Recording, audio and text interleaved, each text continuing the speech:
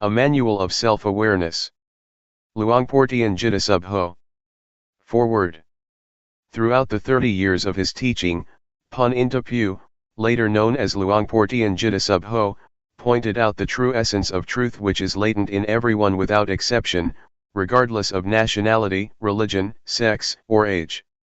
If the practice is performed correctly, one can see, know, and understand the truth, as the Buddha did. The method is to cultivate self-awareness, that, being aware of bodily movements, being aware of the movement of the mind. If one practices correctly and continuously, jnana panya, insight, will arise until the suffering comes to an end. We agreed to edit the teaching from various occasions and consolidate them into one source, so that they can be used as the manual for anyone who is interested. The contents of this book are the essence of Luangpor Teean doctrines, practical techniques as well as how to solve problems and obstacles that may occur. The fruits of practicing are included as a guideline in the appendix. We wish to thank to everyone who has helped in making this book possible. Luangpor Teean Jita Subho Foundation. Brief biography of Luangpor Teean Jita Subho. Luangpor Teean Jita Subho, 1911 to 1988, or Pun Intapu, was born on September 5, 1911, at Bohom, Luangpur Chiangkan in the province of Laos. He was the son of Jean and Soam Intapu. His father died when he was young. Since there was no school in the small village of Bohom, he did not have formal education in his childhood. The boy, like the rest of them in the village, had to help his mother in running their farm. At the age of 11, he was ordained as a novice at the village monastery, and stayed there with his uncle who was a resident monk. During a year and 6 months in the monastery, he studied Laotian scripts and ancient local scripts. He also started practicing various meditation methods, such as the Budo and breath-counting methods. After disrobing, he returned to his home. Following tradition, he was ordained as a monk at the age of 20. Again, he studied and practiced meditation with his uncle for 6 months. After returning to lay life, he was married at 22 and had 3 sons. In his village, he was always a leader in Buddhist activities and was highly respected, and chosen to be the head of the village on 3 different occasions. Despite of heavy responsibilities, he continued his meditation practice regularly. Later he moved to Chiangkan, a larger community, where his sons could attend school. Being a merchant, he sailed his steamboat along the Mekong River between Chiangkan, Nong Khai Vientiane, or even as far as Luang Prabang. He had opportunities to meet several meditation masters, and his enthusiasm in pursuing Dhamma, the truth, continued to strengthen. Furthermore, he began to realize that many years of being good, making merit, and practicing various methods of meditation had not liberated him from his anger. Finally, he determined to start searching for the way out. In 1957, when he was nearly 46, he left his home with firm determination not to return unless he found the truth. He went to Wat Rung Siamuk Daram, Thumbon Punpro, Luangpur Tabor in Nong Khai province, Luangpur Sichian Mai at present, and practiced a simple form of bodily movements, except that he did not follow the recitation of the words thingning, moving, stopping, like others did. What he did was only being aware of the movements of the body and mind. Within a couple of days, on the early morning of the 11th day of the waxing moon, the 8th month of 1957, his mind reached the end of suffering completely without traditional rituals or teachers. Later he returned home.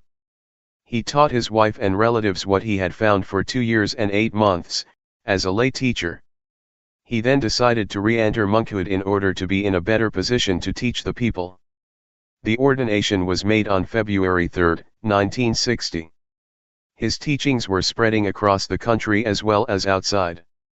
He devoted his life to the teaching of Dhamma despite his poor health. He was diagnosed to have stomach cancer, malignant lymphoma, in 1982. In spite of his illness, he continued his work actively and incisively until the end of his life. On September 13, 1988 at 6:15 p.m., he passed away calmly at the age of 77, in a hut on Ga Buddhadhamma, Tup Minh Quan, Thumbone Gudpong in Lahi Province. Introduction. 1. The Dhamma, the truth, which I am talking, belongs to everybody. It does not belong particularly to any religion, whether Buddhism, Brahmanism, or Christianity, nor to any nationality, whether Thai, Chinese, French, English, American, Japanese or Taiwanese. Anyone who realizes it, possesses it. One who realizes it, possesses it. One who does not realize it, does not possess it. It exists in everybody regardless of his religion. Having realized it, you cannot prohibit others from cultivating it. Having realized it, you cannot destroy it, because it is indestructible. Nothing can destroy it. It is impossible to stop others from realizing it, because one who cultivates it will realize himself. One having realized, it is impossible to destroy because is so all the time. To man himself is religion. Dhamma is in man. Man is Dhamma. The ancients said, heaven or hell is in the mind, so is nirvana, the extinction of all defilements and suffering. Where is the mind? Have you ever seen the mind? If you have never seen it, you should practice until you know what the mind is. Hell is mental suffering or unhappiness. When it fades away, we are in heaven. Whenever anger recurs, we then revert to hell. 3. The Buddha nature is the mind that is clean, clear, calm, pure, bright and quick. This kind of mind exists in everybody without exception. Water and mud are not the same thing. It is the mud that makes the water look turbid, but the water itself is clear. Our mind is the same. If we realize this, we will gradually follow the path. The Buddha nature is the mind that is clean, clear, calm, and pure. When the mind is pure, the mud cannot pollute the water anymore. When the mind is bright, the mud will transform into sediment and break through the bottom. When the mind is quick, it is light and can see everything. The mundane Dhamma, worldly truth, and the transcendent Dhamma, ultimate truth, are in coexistence. If we really realize the latter, then we can distinguish them from each other. If we do not realize it, we cannot make a distinction. 4. The Dhamma that made Siddhartha become an arahant or the Buddha, existed prior to him. It is the neutral mind that exists at the moment, neither being happy nor sad. While you are listening to me now, how is your mind? It is neutral. Are you conscious of this state of mind? If you are conscious of this neutral mind, this is what we call calmness. You can work, talk or think anything. This kind of mind requires no effort. It can be easily taught, but one who does not understand it tends to make something easy unnecessarily difficult, or something simple to be complicated. This neutral mind is natural and requires no effort. Everybody has this kind of mind, but we have never looked before. It is called upekkha, equanimity. 5. Man is born to think. He thinks this and that endlessly. Thoughts flow all the time like a stream. Thought is the quickest thing. It is quicker than lighting or anything. Suffering arises because we do not see thought. Thought itself is not suffering. When thought arises, we do not see, know, and understand it simultaneously, so greed, anger, or delusion arises and brings us suffering. In fact, there is no greed, anger, or delusion. They occur because we do not see the source of the mind. 6. So let us cultivate self-awareness. When thought arises, we see, know, and understand it. It is sati samadhi panya, awareness, attention, insight. We call it self-awareness. Whenever we are aware, thought cannot concoct. If we do not see it, it will concoct endlessly. This method is the shortest way to sudden enlightenment. Part 1. Cultivating self-awareness. Self-awareness. Let us be aware of the movements of the body, for example, while we are blinking, be aware, while we are breathing, be aware. When thought arises, be aware. This is what we call sati, or self-awareness. Self-awareness is invaluable. We cannot buy it, nor can anyone cultivate it for others. For example, when I am clenching my hand, is anyone conscious of my feeling? No one is. Outwardly, you can see I am making a fist, but you are not conscious of my feeling. Similarly, when someone is making a fist, I can see but I am not conscious of his feeling. Rhythmic movements. There are certain techniques to do certain jobs in order to achieve the end. In the same way, the cultivating of self-awareness to achieve sati, samadhi, panya, awareness, attention, insight, needs technique too. Do not sit still. Move rhythmically all the time. Do not close your eyes. You can sit in any position or on a chair, stand or lie down. Now I will suggest the method to you. See illustrations. First, rest the hand's palm down on the thighs. Second, turn the right hand onto its edge, be aware, do it slowly, then stop. Do not say to yourself turn the right hand, being aware is enough. Third, raise the right hand up, be aware, then stop. Fourth, lower the right hand to rest on the abdomen, be aware, then stop. Fifth, turn the left hand onto its edge, be aware, then stop. Sixth, raise the left hand up, be aware, then stop. Seventh, lower the left hand to rest on the right hand, be aware, then stop. Eighth, move the right hand up to rest on the chest, be aware, then stop. Ninth, move the right hand out, be aware, then stop. 10th, lower the right hand onto its edge on the thigh, be aware, then stop. 11th, face the right palm down, be aware, then stop. 12th, move the left hand up to rest on the chest, be aware, then stop. 13th, move the left hand out, be aware, then stop. 14th, lower the left hand onto its edge on the thigh, be aware, then stop. 15th, face the left palm down, be aware, then stop. This is a practical way of cultivating self-awareness. We do not have to study the scriptures because they are only words. Studying the scriptures is not the way to enlightenment. This practice is the way to enlightenment. There are 8 steps of rhythmic movement in standing, 7 steps in sitting down. We should also be aware in other positions, such as lying on our left side, right side, or lying flat on our back, getting up from the left side, from the right side, and from lying flat on our back. You should cultivate self-awareness frequently. Walking back and forth, Jungama walking. After sitting for a long time, which may cause pains and aches, we can change the position to the walking back and forth. After walking for a long time, we can change to the sitting posture. This is called changing the positions, sitting, lying, standing, walking. You should allot them properly. Do not move the arms while walking. We should fold the arms across the chest, or clasp the hands behind the back. While you are walking back and forth, be aware of the feeling or the feet. It is not necessary to say to yourself, right foot moves, left foot moves. Do not walk too fast or too slow, walk naturally. Be aware while you are walking. If you walk without self-awareness, it is useless. Cultivating self-awareness in daily life. To cultivate self-awareness, we must practice as much as possible. We can practice even when we get in a car, or on a bus.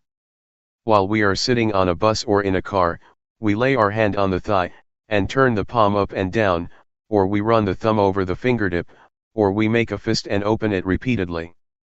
Do it slowly and be aware. Wherever or whenever you practice, take it easy like playing. Only move one hand at a time, do not move both hands at the same time. If you move the right hand, do not move the left hand. If you move the left hand, do not move the right hand. Someone might say, I am very busy. I do not have time to practice, or I cannot do it, I am not pure enough. These are excuses. If we intend to do something, we can find time to do it. Whatever we do, be aware. For example, if you are a teacher, when you pick up a pen, pick it up with awareness. While you are writing, be aware. This is the natural way of cultivating self-awareness, learning Dhamma with nature. While you are having a meal, pick up the spoon, be aware, take the food into your mouth, be aware. While you are chewing food, be aware, swallowing food, be aware. Practice continuously like a chain. I guarantee the teachings of the Buddha, and the method I teach. I guarantee what I am saying, if you are serious enough and practice continuously, like a chain or the hands of the clock that rotate all the time.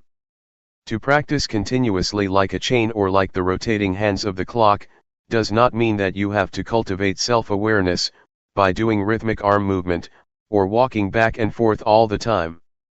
The word to practice all the time means to be aware while doing all daily tasks, washing clothes, sweeping floor, cleaning house, washing dishes, writing, or buying and selling, just be aware.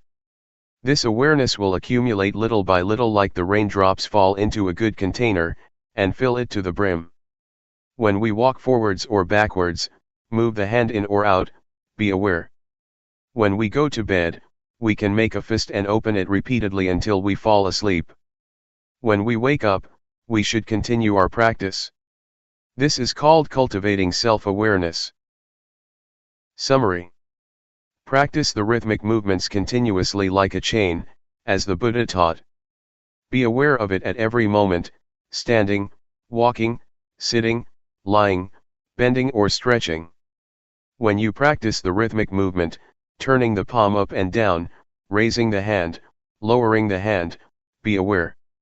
When you are nodding, and raising your head, be aware, leaning to the left, leaning to the right, blinking the eyes, opening the mouth, breathing in and out, be aware. When thought arises, be aware. Be aware of the movements all the time. Do not sit still. This is the technique of cultivating self-awareness.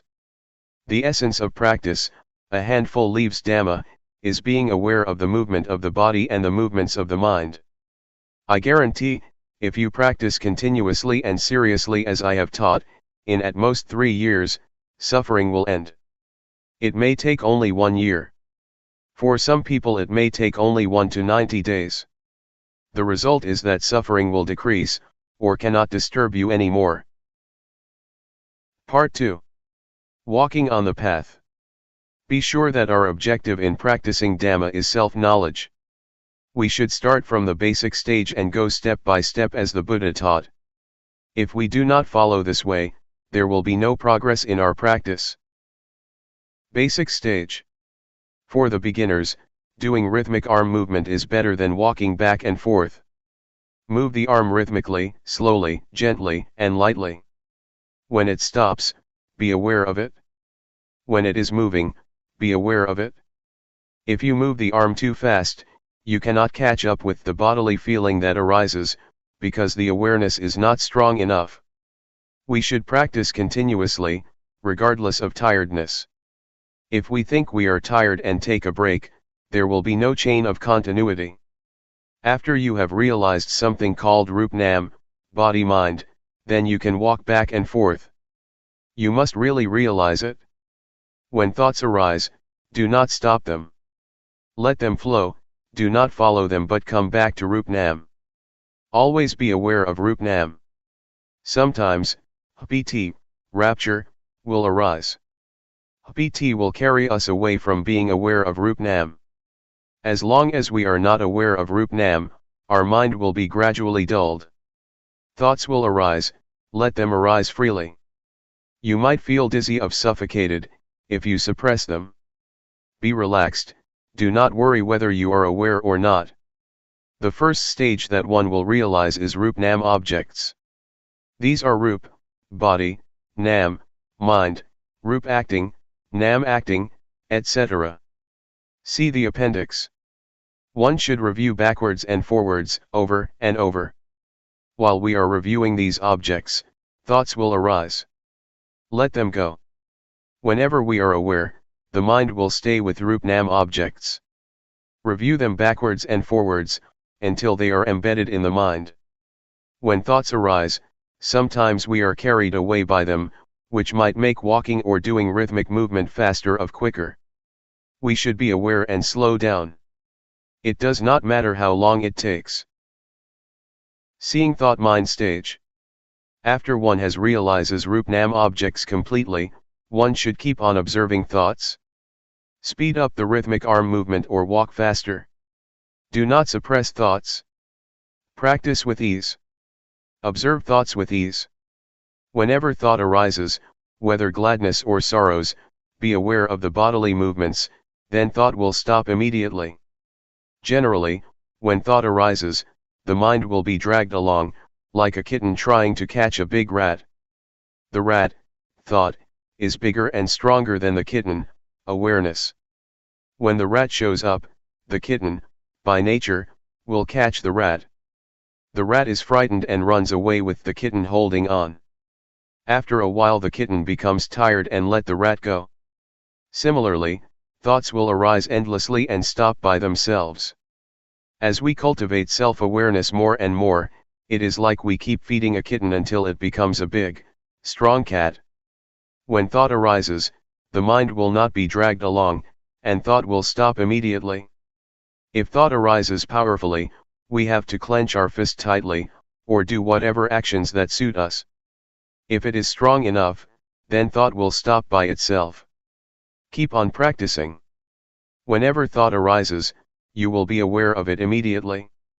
As I have often told you, if there are two men and one chair, the man who is stronger and quicker will occupy the chair. When we cultivate self-awareness more and more, this self-awareness will replace the unawareness, so the unawareness will gradually decrease. Let thoughts arise. The more thoughts arise, the more we are aware. When self-awareness increases more and more, it will catch up with thoughts. Suppose that 100 thoughts arise, we are aware of only 10 but we are not aware of the other 90. Next, thoughts are 100, we are aware of only 20 but not the other 80. We continue our practice until we are aware of 80 but not the other 20. Now, we are aware of 90 thoughts, then 95. When we are aware of 95 out of 100, we should practice earnestly. Do not be discouraged or slack or sleep during the daytime. When thought arises, we are aware of it immediately again and again. Our mind will change at this point. The path starts from here. It is the beginning of nirvana.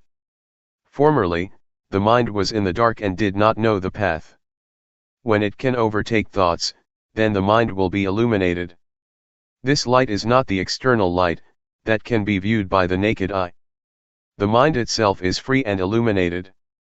It is called wisdom eye, the arising of Jnana of Vipassana, insight. We should continue practicing rhythmic arm movement or walking back and forth. We can practice at any speed we like. Keep on practicing. Let Jnana, insight, itself penetrate the objects of insight. There is no need to learn from any teacher or scripture. When Jnana penetrates the objects of insight, the mind will be free step by step. There are 5 steps. The first jhana, the stage of seeing, knowing, and touching the objects of insight with the mind, the second jhana, the third jhana, the fourth jhana, and the fifth jhana, respectively. When we know, see, and understand these objects of insight, thought will arise quicker. When we reach the last step, jnana will arise by itself. Once I attained this state, I understood the saying that the Lord Buddha has his hair cut only once. Whenever you have attained this, you could understand it, you cannot know it beforehand. If you know it beforehand, that is knowledge of Jnana. It is not being. When I see, know, and understand this, I realized, oh, the Lord Buddha has his hair cut only once. That does not mean the real hair. It means this was cut off. As we fasten a rope tightly between two poles, when we cut it in the middle, each part will return to its pole and cannot be rejoined. We will know and see the change. It is absolutely light, as if it is weightless. It is the end. When it ends, jnana will arise, and one will realize the end of suffering. Recommendations. There are two kinds of thought. The thought that comes in a flash, then goes away. This kind of thought brings anger, greed, or delusion. The second kind is the thought that we deliberately think. This one does not bring anger, greed, or delusion, because we intend to think with mindful knowledge. In this method, do not try to suppress thoughts. Let thoughts arise naturally. The more thoughts arise, the more we are aware. Some people feel annoyed with the distractions and worried that there is no samadhi, meditation. This is a misunderstanding. Distraction is a good thing because the more thoughts arise, the more we are aware. Keep on cultivating self-awareness earnestly, but do not concentrate. When thoughts arise, do not suppress them, but detach from them by being aware of the bodily movements. Self-awareness will replace the unawareness. Observing thought is the most important thing, which most people ignore. When thought arises, we begin to criticize or make comment on it. This means that we get into thought. It is not letting go of thought. It is knowing thought, not seeing thought. If we keep observing thoughts without any bodily movement, when thoughts arise, we will get into them easily. Therefore, it is necessary to be aware of the bodily movements. When thought arises, we will see, we will know. Whenever we see ghosts, deities, Buddha images, crystal balls, or even the Lord Buddha, that is not true seeing. It happens because the mind wanders away. We do not see the thought, so the mind concocts by itself. It concocts because we do not see the source of thoughts. When thought arises without our seeing, it will conjure up ghosts, colors, lights, deities, hell, or heaven. Whatever it is, we will see it as such. It is an illusion. It is the mind's trick. The seeing is true. What is seen is not true, so it cannot free the mind. Only if we see realities, the mind will be free from suffering. This is the shortest path. When thought arises, be aware of it immediately. This is the authentic Dhamma practice. Doing the rhythmic movement is only the technique, which can help to see thought. Part 3. Obstacles and solutions. There are some obstacles in this method. I will recommend you how to solve these obstacles that may occur to the practitioner. Strain, dizziness, giddiness, suffocation. When we first begin our practice, we tend to concentrate. We want to know, see, be, and have.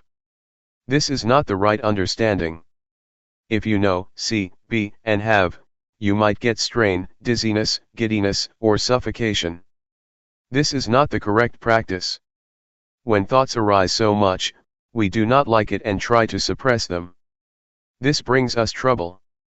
The correct method is practicing with ease. Look far away and cultivate self-awareness lightly and gently. Do not concentrate. Move or walk comfortably and rhythmically with awareness. Drowsiness. If you feel sleepy while practicing, you should change to another kind of work, for example, weeding, washing your face, taking a bath, washing clothes. We should find a way to avoid the obstacle. Calmness under unawareness. Calmness under unawareness is called BT, rapture, clinging to calmness.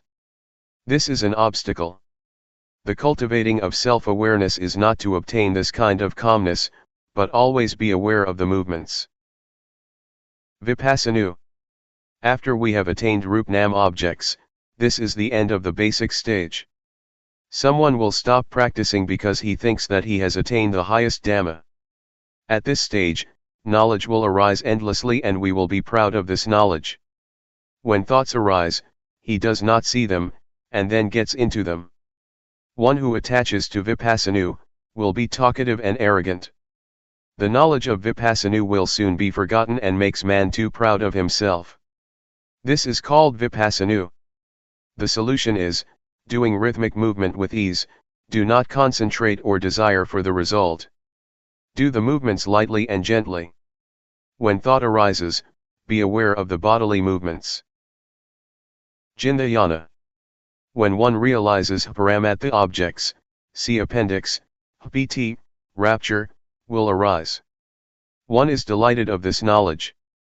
In general, pt is good, but according to this method, pt is the obstacle of attaining the end of suffering.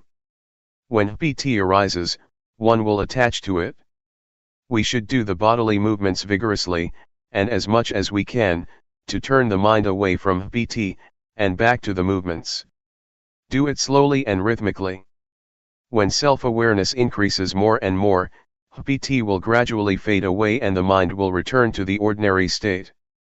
Suffocation, giddiness, or strain may arise. We should practice with ease, look far away and move gently. We should not stop practicing because of these obstacles, but continue our practice earnestly. Do not sleep in daytime but rest at night. Vipassana. According to the texts, Vipassana means seeing false as true, hell as heaven, evil as good.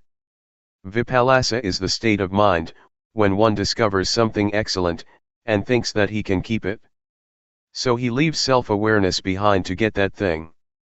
It is like it was stolen by a thief. When he starts looking for it, it is no longer there. It is hidden. One should not leave self-awareness, even at the end of suffering or whatsoever. I realized the end of suffering after I attained it. At that moment, I was in the state of Vipassana. I clung to ecstasy because I had never been like this before. I was walking back and forth and I felt like I was floating above the ground about 1 to 2 meters. Actually, I was walking on the ground. I clung to that ecstasy but it did not last for long. Then I was aware of myself. Why is it so? I began to review the objects of insight. At this stage, you should review the objects backwards and forwards, but this does not include Rupnam objects. After reviewing the objects, the ecstasy will gradually fade away. The mind will return to the ordinary state. Summary. If there is strain, dizziness, giddiness, or suffocation, we should do the movements gently. Do not concentrate. Do it with ease, look far away, then the uncomfortable feelings will loosen by themselves. The solving method of Jnana is the same. Vipassana and Jnana must be solved by correcting the technique. Do not review the objects of insight. In the case of Vipassana, we must review the objects of insight, paramatha objects. Practice with ease. When the objects are clear, the strain will gradually decrease. Let thoughts arise, do not suppress them. When you practice, you must take care of yourself. Do not expect other people to take care of you. When anything that is not normal arises, you must stop practicing immediately. The abnormal state will gradually decrease by itself. Epilogue. 1.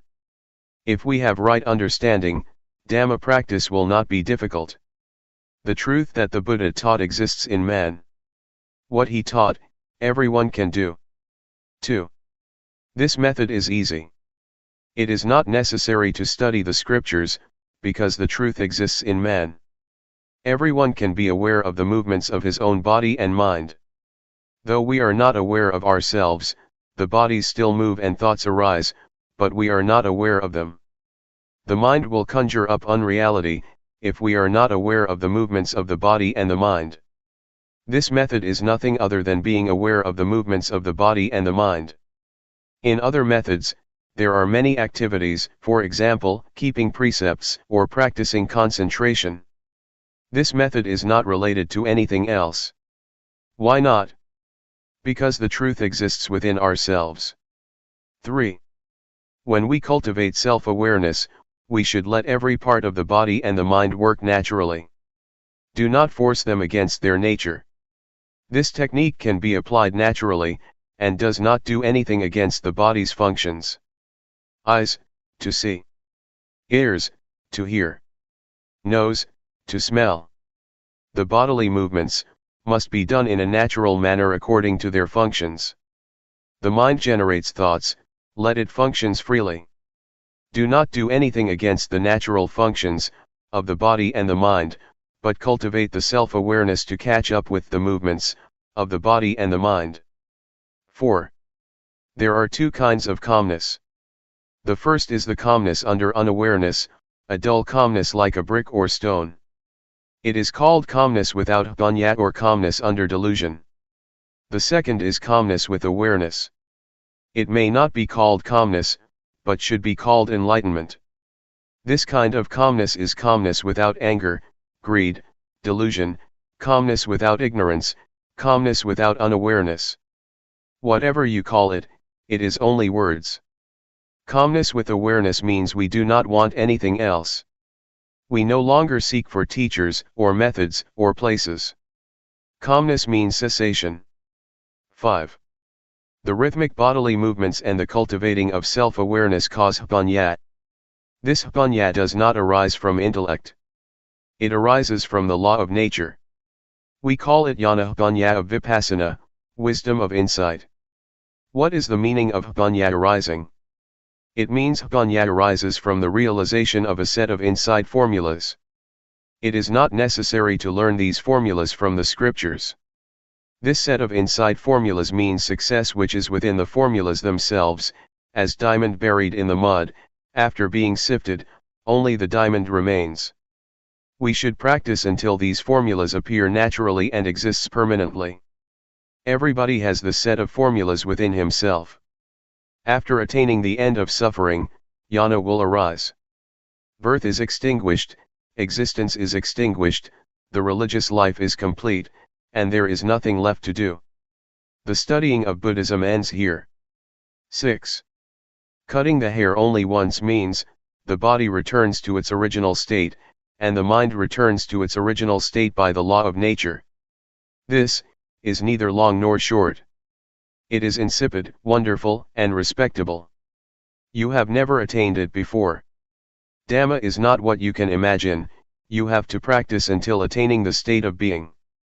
Everyone should keep in mind that if we do not attain this state, when we are nearly died, about 1 to 2 seconds to 5 minutes before the last breath, we will experience this, then our breathing stops. This is the truth, the ultimate truth. Everyone must die and will experience this. If we do not realize this, we will live in the mundane world. If we realize this, it is the way out. When we see this, birth extinction state, we will realize the state of dying. It must be like this. We will know how to die. Everyone must come to this point.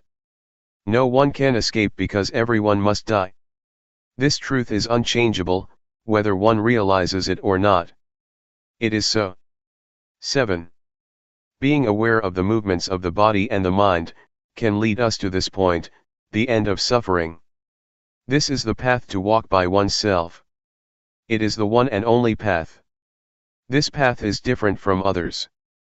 You will realize Rup-Nam objects within 5 to 10 days, if you practice earnestly. One who practices seriously, within 1 to 3 months, his state of mind will change. It is the beginning of the path. If you are a conscientious man, no longer than 3 years, you will attain the end of suffering. For one who is not serious enough, it is useless even after 10 years. I have challenged many people to practice. More or less, some must have realized. Warning. You should not practice according to your own content, opinion, or thought. In order to make your practice progress, You should be obedient to the instruction of the craftsman, the teacher. You should avoid talking to each other, and refrain from taking all kinds of addictive things, such as cigarettes, tea, coffee, etc., otherwise your mind will be attached to them. You should practice with determination. Do not deceive yourself. Do not sit still. Keep doing rhythmic movements continuously. Do not concentrate. Practice with ease. Open your eyes. Let thoughts arise freely, do not suppress them. For this method, you will see, know, and understand this way, see appendix. If you see other than this, it is not correct. Normality. Luangpor Teean, 1911–1988, was one of the most remarkable teachers of Buddhist practice, to appear in Asia in modern times.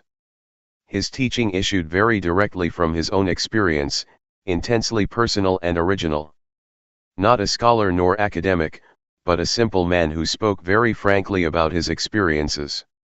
His method of meditation employs simple hand and arm movements as a way to increase awareness. If you are searching for ways to calm a busy mind, Luangpor Teean's gentle teaching will guide the way. Luangpor Teean Jitta Sub Ho. Forward. The way Luangpor Teean teaches differs somewhat from other teachings because he speaks directly from his experiences. Luangpor Teean couldn't read or write, nor speak Central Thai, only the Lao dialect, until 12 or 13 years before he died.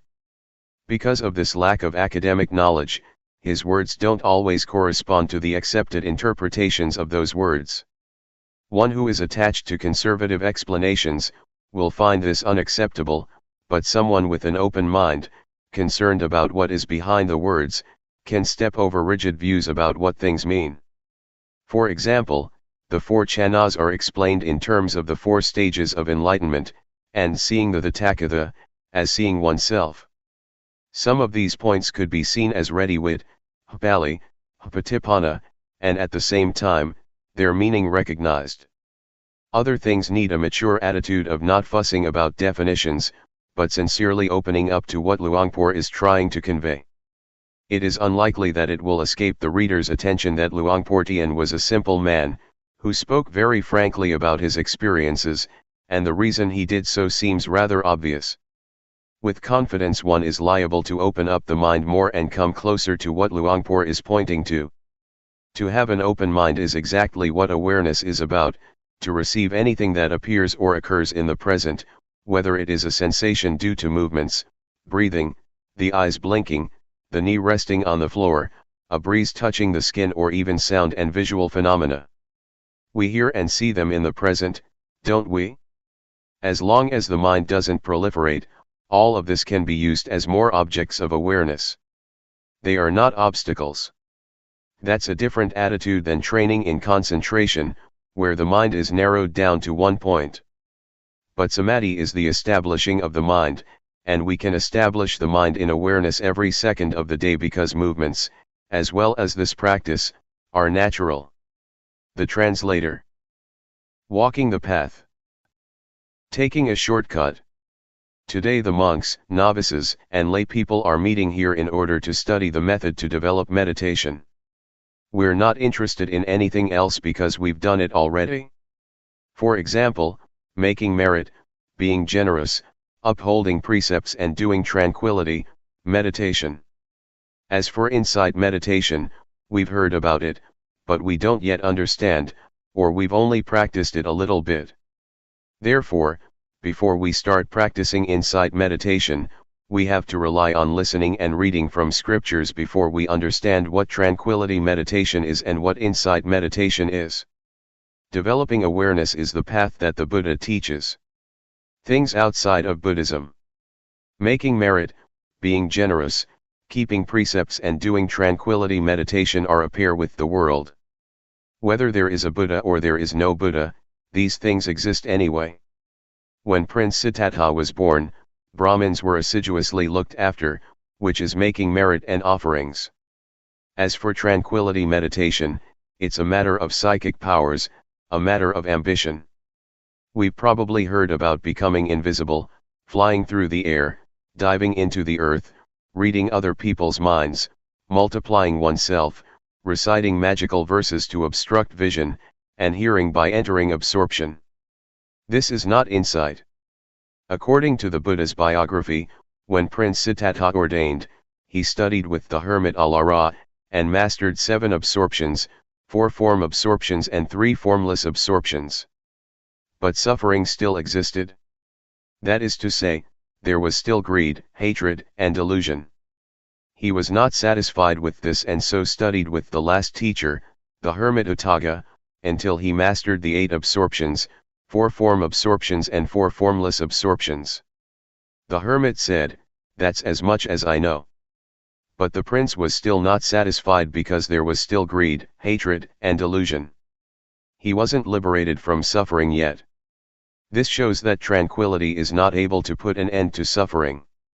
After this, the prince tormented himself, together with the 5 ascetics who were following him. He fasted until his body was so thin that it was just skin over his bones, and he held his breath. But even after doing all this, greed, hatred, delusion, satisfaction and dissatisfaction still persisted. There were still defilements. Things inside Buddhism. So the prince gave up those methods and started to eat fruit. Because of this, the 5 disciples avoided and eventually left him, so he practiced by himself. Having eaten some rice offered by Miss Suchata, his body recovered strength. He reflected on the various methods that he had been practicing but which were not capable of shaking off the defilements. He still had troubles and suffering. So the prince turned around and looked at his mind and was, at last, successful. He attained Anuttara Sammasambodhiyana and became the fully enlightened Buddha. He was able to conquer all the defilements and to extinguish suffering, leaving only coolness. His body was back to normal and his mind was free of suffering at last. He lived with and enjoyed the happiness of awareness and wisdom. Having attained this, the Buddha shrank back from teaching, reflecting that this practice was profound, and it would be hard to understand.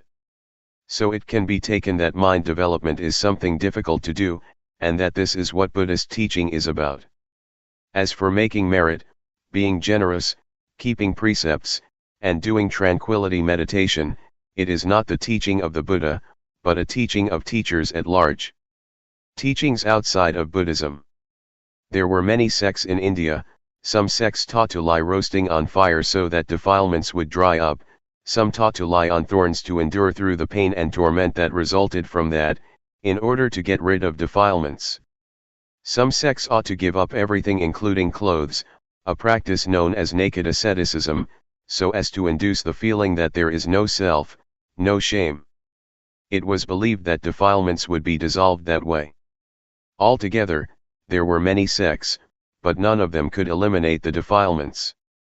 This matter can easily be proven, as it is said that lying roasting on fire and drinking hot water will result in the heat burning off the defilements. In the old days, in the villages, when a woman gave birth, she would be laid down roasting above a fire and given hot water to drink. But the woman would still have defilements, showing that this sect did not achieve results. As for the sect that would have its followers give up everything and go naked, just look at a baby not wearing clothes. It still has moods and feelings. As soon as someone talks nicely, it laughs. And when someone scolds, it cries, whether naked or clothed. This shows that defilements are not in the body, they are in the mind. Therefore, to practice Dhamma we have to practice at the mind. I will tell you so you'll understand, because I have been doing this, repeating a mantra such as Bhud, though, Samat Arahant, rising falling, counting, 1, 2, 3 with these methods, one has to sit with the eyes closed and repeat a word while watching the breath, for example, saying Bhud, with the in-breath, and though, with the out-breath. I've done quite a lot of this, but there was still satisfaction and dissatisfaction, greed, hatred, and delusion didn't diminish. This kind of practice is called tranquility meditation. Tranquility meditation is not more than a means to make the mind peaceful, but it is peace under the influence of delusion. It's just like putting a rock on top of grass. As long as the rock is on top of the grass can't grow, but when the rock is removed, the grass grows just as before, or maybe even more vigorously than before. It is true that there is no lopa, dosa, and moha when we're sitting alone, with the eyes closed, but as soon as we go back into society, like and dislike are born again. This is how it is.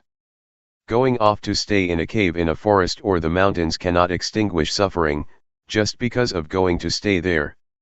At first, I did it like that also. The teachings inside Buddhism. The word Vipassana translates as realizing and truly seeing. Seeing what? Seeing impermanence, instability, and non-selfhood. When having insight, one views things differently than before. It is a transcendency. When we don't yet see clearly nor truly know, then acting, speaking, and thinking are as before. It is not yet Vipassana. But when we feel differently than before, that is, greed, hatred and delusion decrease, it can be called Vipassana.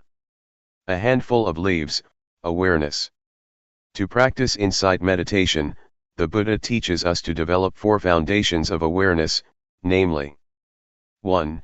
Gayanupassana Satipatthana, that is, to meditate on the body, in the body, and see according to actuality, that this body is only just a body, it's not a being, an individual, nor a self.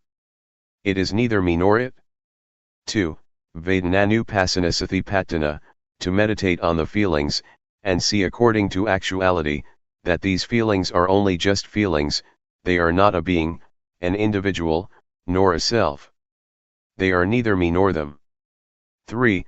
Jittanupassana Satipatthana, to meditate on the mind, in the mind, and see according to actuality, that this mind is only just mind, it is not a being, an individual, nor a self. It is neither me nor it. 4. Dhammanupassana Satipatthana, to meditate on the mental objects, in the mental objects, and see according to actuality, that these mental objects are only just mental objects. They are not a being, an individual, nor a self. They are neither me nor them. The teachings of the Buddha are many, I'm not able to describe all of it. We probably heard that at one time our Buddha was walking with a number of monks in the forest. Seeing fallen leaves scattered around, the Buddha picked up a handful of leaves and asked those bhikkhus, monks, which is more, the leaves in my hand or all the leaves in the forest? The bhikkhus answered, the leaves in the forest are more than those in your hand, so much so that they cannot be compared. The Buddha then taught that the knowledge and understanding that the Buddha had studied was comparable to the leaves in the forest, and the knowledge that he taught us was comparable to a handful of leaves. The leaves in the forest stand for making merit, generosity, keeping precepts, and developing tranquility meditation, and the handful of leaves for insight meditation. However, to do Vipassana we have to study through listening and reading at first, before we start practicing. Otherwise we'll waste a lot of time gathering all the leaves in the forest. The practice of Vipassana that the Buddha teaches, though developing the 4 Satipatthana, means learning to be aware. The Buddha said that there are 2 things that are of great assistance, namely, first, sati, to recollect or not forget that there is the body, that there are movements, that there are feelings, that there is mind or that there are mental objects. Before doing or thinking anything, know it with awareness. And second, sampajanya, to realize, the moment we're thinking something, to realize it fully. Sati sampajanya, when using ordinary language, just means to wake up, to awaken, to feel oneself all the time. Developing awareness gives rise to wisdom. Talking from experience, it is not necessary to sit with the eyes closed in order to develop awareness. I've done the method of sitting with closed eyes, and wisdom didn't arise. But doing the new method, my method, wisdom did arise, and I got the feeling that is in accordance with the texts. Some people may think that my method is new because they've never heard it before, but actually it is as old as the Buddhist teachings. A. Arouse the body to always feel and be awake. The development of awareness that I'm talking about and have been doing is done as follows. We can either sit down on the floor or on a chair, and it can even be done in the lying or standing position. Catch with your awareness the movements of the hands, turn the hand up, turn the hand down, raise the hand, lower the hand. Be aware of each posture. Do this often. This is the coarse way of developing awareness. Simply speaking, walking, or lying down, or whatever you may be doing, know it. Everyone can do this method, no matter what religion one believed in. It can be practiced by all. People of all nationalities can do it because everyone has a body and mind. All religions teach the same thing, to abandon what is bad and to do what is good. B. Arouse the mind to always feel and be awake. Having developed awareness until one is skilled at it, catch the feelings in the mind with awareness, following whatever comes up, no matter what one is thinking. Know and see it. Keep watching your own thoughts continuously. Regardless of what you're doing, look at your own mind all the time, no matter what it is that you are doing, reading a book, writing, digging, cutting grass or bathing. Keep watch over your own mind all the time. What kinds of feelings are coming up?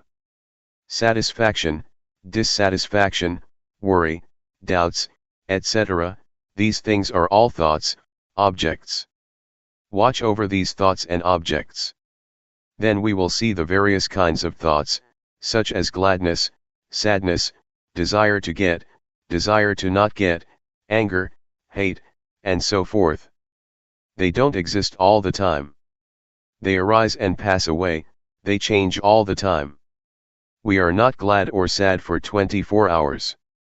See, to know and see according to reality. Change, arising passing away, is what the Buddha showed to be impermanence, instability and non-selfhood. So don't follow moods. The Buddha proclaimed that he was enlightened by working with the mind. We have to look at our minds. Watching the mind is turning on the light by using the switch. When we do this often, awareness will become nimble and quick, awareness will intercept greed, hatred, and delusion and prevent it from arising. Awareness and concentration are together. As for wisdom, it means knowing and seeing clearly. In Pali, it says Nati Panyasama, meaning there is nothing as bright as wisdom. And Sathi they sung Navaranung, meaning awareness is that which prevents the stream of defilements. There isn't anything that is fast enough to hold back this stream, other than Sathi. It is this awareness and wisdom, that come and contact, know, see, and stop it, not letting us become deluded. This is because Sathi, Samadhi, Panya, is opposite to dosa, moha, lopa. If we don't see, know, and understand, there is full greed, hatred, and delusion. It is comparable to nighttime, when it's dark. As soon as we light a candle there is light and the darkness disappears, because darkness is afraid of light. As soon as the candle goes out, the darkness immediately comes back. D. Peace as result. That I'm giving some reflections and explaining, this shortcut method of practice is in order for you all to take it, and practice with it, so that you get quick results and don't have to waste time. This method can be used in daily life, there is no need to stop working in order to practice. Some people have practiced a bit already, and some people have only just heard it. Some people who have never heard it might feel displeased. If that's how you feel, then discard that feeling first, the knowledge that you have learned before. Put it down for now and test out what I'm saying, try it out and you will know what the results that arise are like. I dare to guarantee that, this method is at least 80% right according to what the Buddha teaches. Talking according to just my own personal feeling, it is 100% right, because having practiced it, I know that it alleviates greed, hatred, and delusion. When those things diminish, peace arises instead. E. Full awareness as result. I'd like to give another example. Take a glass. We can see that there is air in the glass. When we pour water into it, the air goes out and the water is in it instead. Then, when we pour the water out, the air goes back in and replaces the water. This compares with our turning up the hand. We know, we have awareness, sati comes to replace not knowing, delusion. Not knowing goes out of our minds. Do it often. Catch the feeling often, in all postures. Sati will increase, and delusion, not knowing will decrease just as the water replaces air in the glass. Maybe some of you have heard about, or have been taught, to make merit, for example by building a ceremonial hall or temple, and you get merit for this or that many eons. And you've probably heard that, 100 years on earth equals one year in heaven. The angels throw one sesame seed in a pit that is 100 leagues deep. When it is full, that's 1 eon. Other than that, you've probably heard that to once put food into a monk's bowl, you get rewarded for 6 eons, sending a container with food to offer to monks, one gets rewarded for 5 eons, to send food for the midday meal, 5 eons. These things are puzzles, but some people don't understand. If you want to understand, you have to practice, to develop awareness, by turning the hand up and down, feeling it. Before, we would do things without sati, not feeling anything at all. It's comparable to an abyss or pit that is empty, nothing in it, just like in that puzzle. But when training in awareness, catching the movement in all postures, for example, blinking the eyes, sitting and lying down, we are aware, feeling it, knowing it. When doing this, sati increases, just like the sesame seeds that fall in the pit, or abyss that is 100 leagues wide, and 100 leagues deep. The aim of this comparison is that we train a lot in awareness, and that we do it a lot in order to get results, to make sati full, so that we are not negligent or deluded. When we have developed the 4 foundations of awareness, as described earlier, we will have the ability to really contemplate, ponder, and understand the various problems in our minds. Developing awareness in the right way will yield results within 3 years.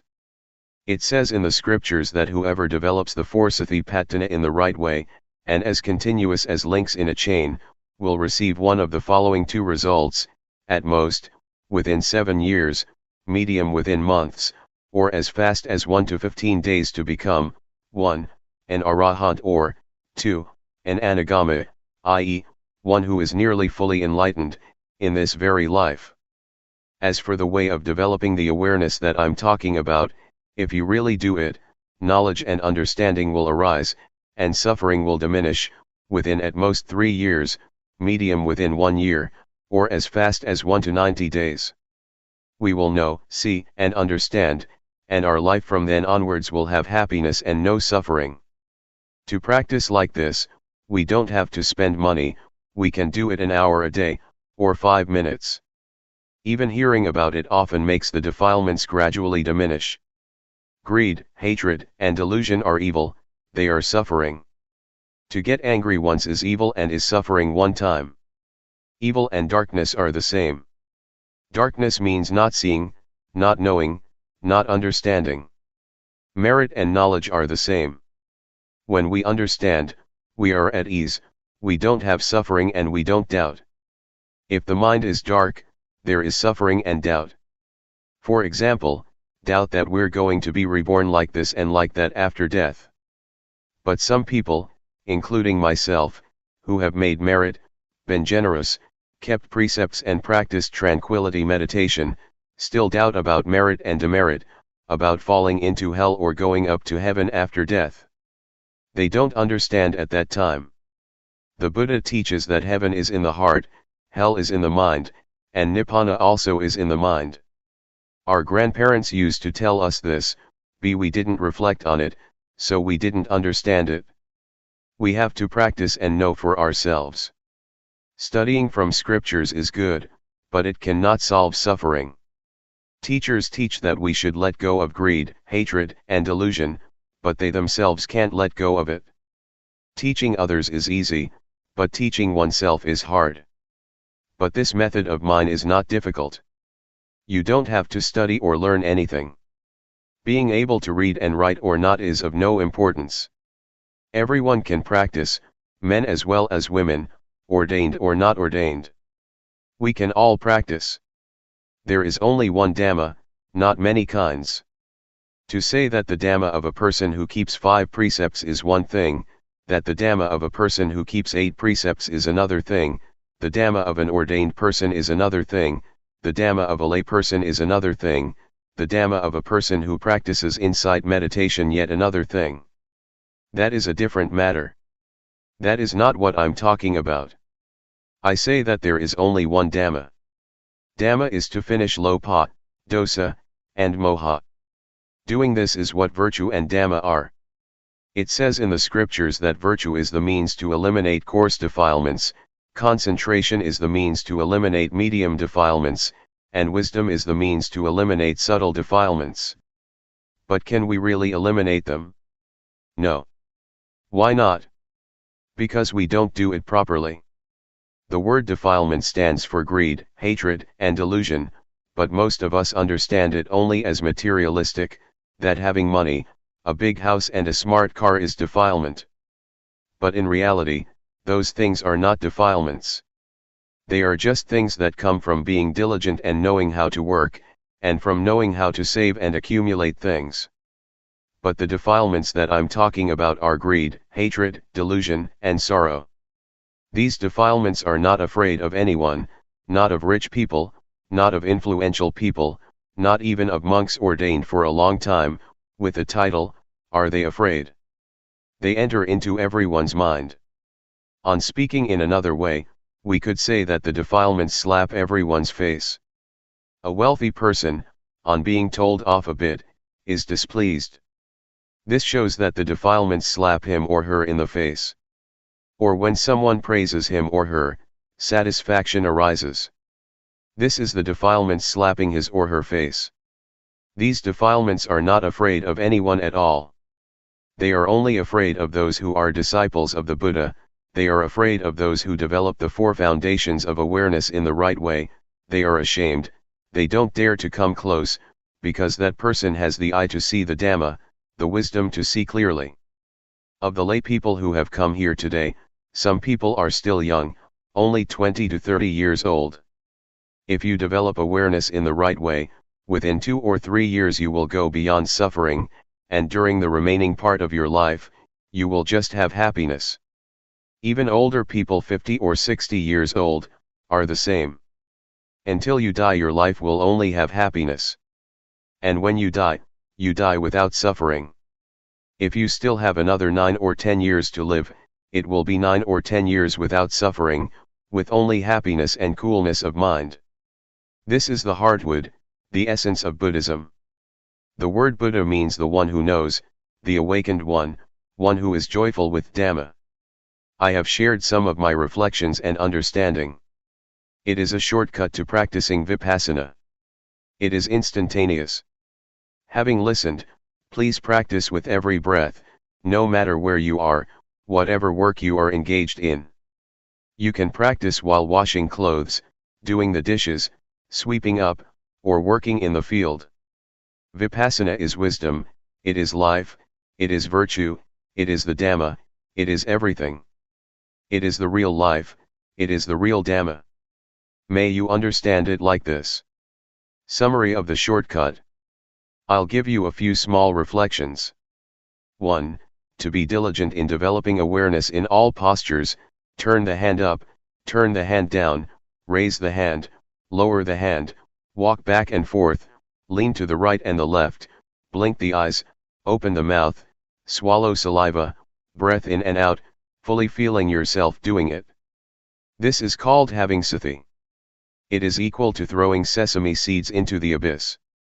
When awareness is complete, wisdom arises to really know and see the following matters: rupa, nama, rupa doing, nama doing, rupa disease, nama disease, knowing instability, impermanence and non-selfhood, knowing convention, knowing religion, knowing Buddhism, knowing evil, knowing merit. Really knowing. These are objects to know with real awareness and wisdom. 2. Next, to work with the mind, look at the mind with awareness. Whatever the mind thinks, immediately know it and conquer it. When we immediately know and conquer thought, This is called working with the mind.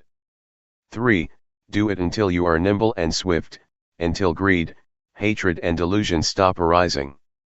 It is the calming and extinguishing of suffering in the mind. This type of suffering we can't chase away as we would chase off a pig, a dog, a duck, or a chicken. We must depend on the development of awareness, and see our minds in order to deal with these types of defilements. If we don't see our minds, we will be empty, similar to a pit or abyss that is never full. When we have awareness, it means it is full, it is no longer a pit or an abyss, and lopa, dosa, and moha don't have a place to enter, because awareness is full. Whatever work we do it with sathipanyat. There is no delusion, only rightness. These types of defilements are ugly and worthy of getting fed up with. Whoever is a disciple of the Buddha with an eye to see the Dhamma, will not have them lying around in his or her mind. They are afraid. Suppose we have defilements at a level of 100%. They slap our face 100%. When we see and understand them, they will gradually diminish. Then, when we try to become familiar with looking at our minds, the defilements will diminish increasingly, step by step. When it reaches 100%, we're rid of suffering. What is left is 100% happiness. Therefore, may you all try to practice and reach the real peace and happiness. The path of peace. May you all listen well, this time, so that sathipanya springs up. Knowing suffering. Something we have in common is that we don't want suffering, we hate it. Then how does suffering arise? Suffering arises because we don't know. Suffering doesn't exist within us, and it doesn't arise all the time. What really exists for sure is normality. By nature, the mind of each person is in a state of normality. As we're working, if we do it with delusion, it is called suffering. Most people have suffering while working because they don't see suffering. People who go and see movies and shows do so because suffering leads them. This is due to our not watching minds. The moment we want to go and watch a movie, a thought flashes up that we want to watch a movie. We're not thinking it all day long. When the thought comes up, we don't see the thought. We only just know the thought, and we act, following the thought. This is called suffering. People who smoke are the same. Sometimes they don't even think to smoke but simply follow their moods. They take a cigarette to smoke because they think it is happiness, but actually it is suffering that compels them to do it. Suffering stinks. As to this word suffering, the Buddha sometimes calls it suffering, sometimes defilement, sometimes stench. When talking about suffering or defilements, one notes that it has an ugly smell to it, according to Buddhism. Suffering is something dirty and it stinks, nobody wants it. As soon as the body dies, it starts to rot and stink. But we can still wash and clean it. Excrement is something that stinks, and we detest it. Nobody wants to touch or grab hold of it. But even with such stinking things, the Buddha said, they don't stink all that much, they can still be touched and washed.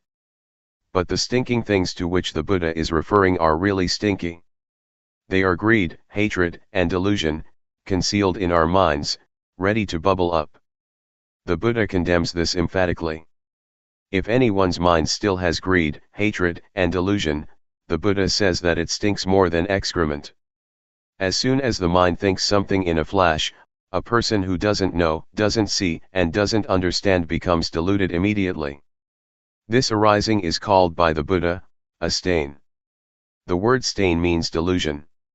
Even though we've never known, seen, or watched our minds, we still say that we see. But in reality it is not seeing, it is only just knowing thought, and then we act according to the thought. When we say to see, it should mean that we see defilements. That is, we see that either there is greed, hatred, or delusion mixed up in thought, or there is not. To see like this, we have to practice Dhamma first. Practicing Dhamma. Vipassana. In practicing Dhamma, even though one may practice various methods for a long time, if one doesn't perceive that point where the mind is manifesting, one still doesn't understand. One still doesn't understand the main principle of practice according to the teachings of the Buddha. The Buddha said that he was enlightened because he worked with the mind, practiced with the mind. But most of us just make merit and give offerings in order to chase off suffering. We haven't yet practiced by following the Buddha style. The Buddha once taught that the results of making merit 100 or 1,000 times are less than is gained by keeping the precepts even once. The results of keeping precepts 100 or 1,000 times are less than making the mind peaceful through practicing tranquility meditation once, and the results of making the mind peaceful through practicing tranquility meditation 100 or 1,000 times are less than practicing insight meditation once. What does insight mean? Insight means to clearly and truly see in a way that is different from one's original way of seeing. Different because the original way of seeing is a state that doesn't know, see, and understand clearly. Briefly stated, the mind is muddled up. Doing Vipassana means to be aware. Being aware is very fruitful. The Buddha practiced Dhamma through being aware, and so became enlightened.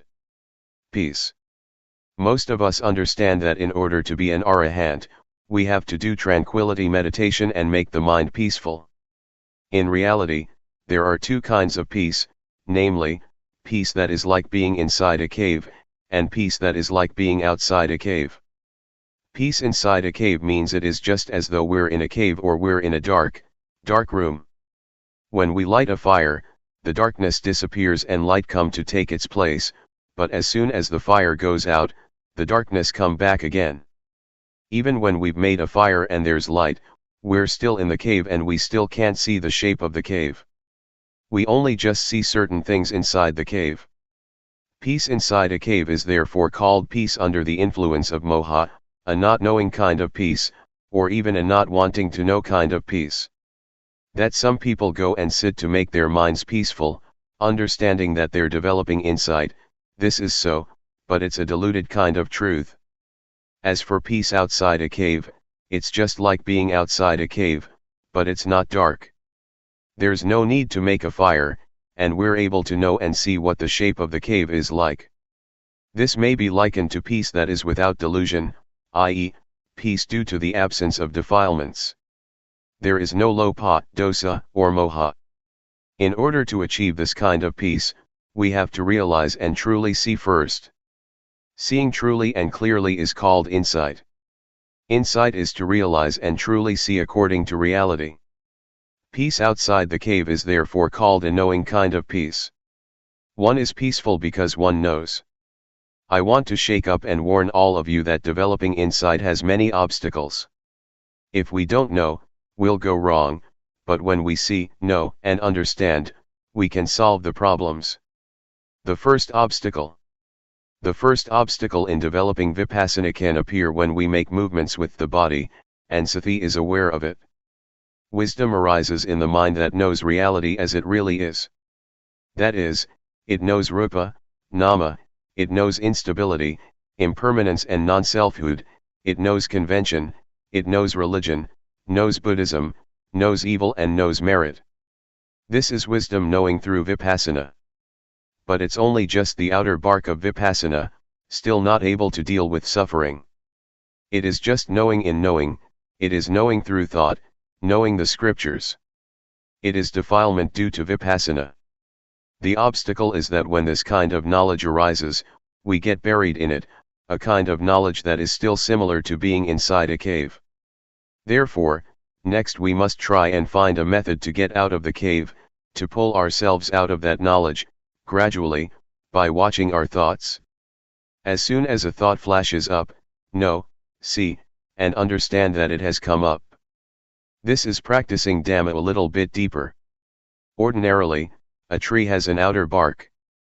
When one removes the outer bark, he reaches the layer with the nourishing sap inside. Removing that layer, one reaches the white wood. Removing that, one comes to the hardwood. Buddhism is the same. Knowing rupanama, evil and merit is also knowledge, but it is outer knowledge, enough to deal with suffering on one level, such as not being foolish by believing in auspicious things and lucky omens, or in ghosts and angels. But when one is in such a state, greed, hatred, and delusion are still there, because one doesn't know the origin or source of it. To solve this problem, to know the origin of the arising of greed, hatred, and delusion, we must watch our minds, like a cat that waits for a chance to grab a mouse. As soon as a thought comes up in the mind, look at it and fix on it so that it is known in time. A thought comes. Whack, cut it off straight away. Another one, whack, cut it off right there. Do this often. Thoughts will thereby decrease and awareness will increase. Just as with the positive and the negative. When there is more of the positive, the negative lessens. We start off never having seen thought, thinking 100 things and never seeing a single thought. But when we are watching like this, we catch it once and cut it off. The remaining thoughts are less than 100 now and will steadily decrease step by step, as long as we keep at it. We keep gazing like this, a thought comes, we cut it off, another one arises, we drop it. When we think 100 thoughts and we know 95 of them, it shows that we have a lot of awareness. Just 5 thoughts left that we can't keep up with. Right here is where we have to put forth effort, watch thought but don't be caught up in the thought. When we know and see all the 100 thoughts, keep up with every thought every time, it is equal to knowing and seeing exactly where greed, hatred, and delusion are born. We have to throw them off so that defilements are unable to arise.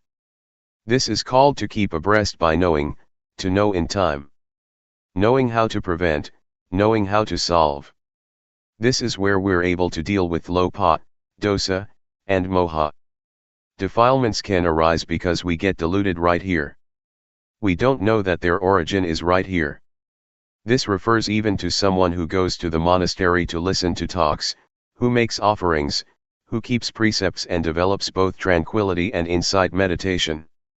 If that person has still never seen his or her own thoughts, then that person is still far from the truth taught by the Buddha.